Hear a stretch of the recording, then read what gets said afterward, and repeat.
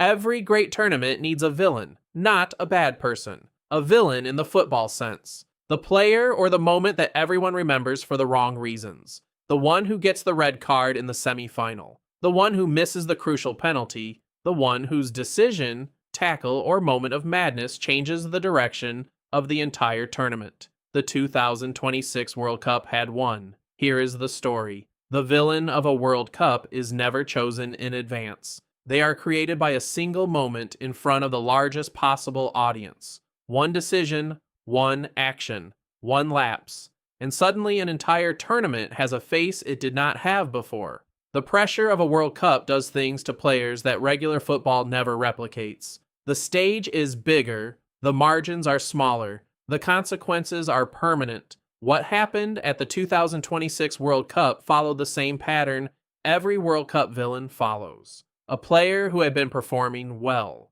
A moment where everything went wrong. A decision or action that the entire world saw simultaneously and immediately judged. The reaction was instant. Social media had the clip within seconds. The debate started before the final whistle. Was it intentional? Was it reckless? Was it simply a mistake made under extreme pressure by a player who had been trying his best?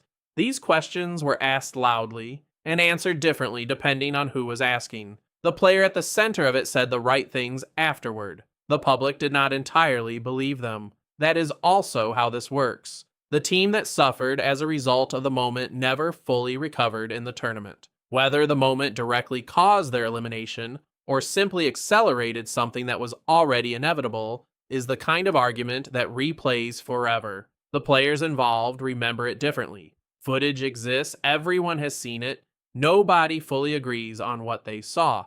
This is what a World Cup villain actually is. Not someone evil. Someone who was in the wrong place at the wrong moment on the wrong stage. Football creates these moments and then the world decides what to do with them. The answer is usually to replay them indefinitely and argue about them for decades.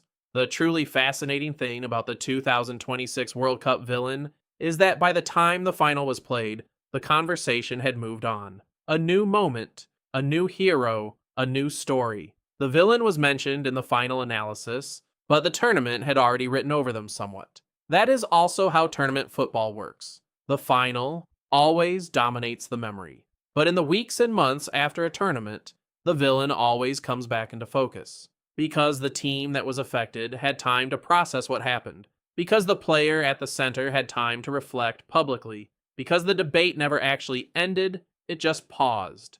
The 2026 World Cup villain will be discussed for years. Not because the moment was the most dramatic in tournament history, because it happened at a World Cup. And World Cups remember everything. If you want to understand how legacy works at a World Cup and what happens to the players who define this tournament for different reasons, the Mbappe video is already on your screen. Watch it now. Subscribe right now. Do not miss what comes next. You're welcome.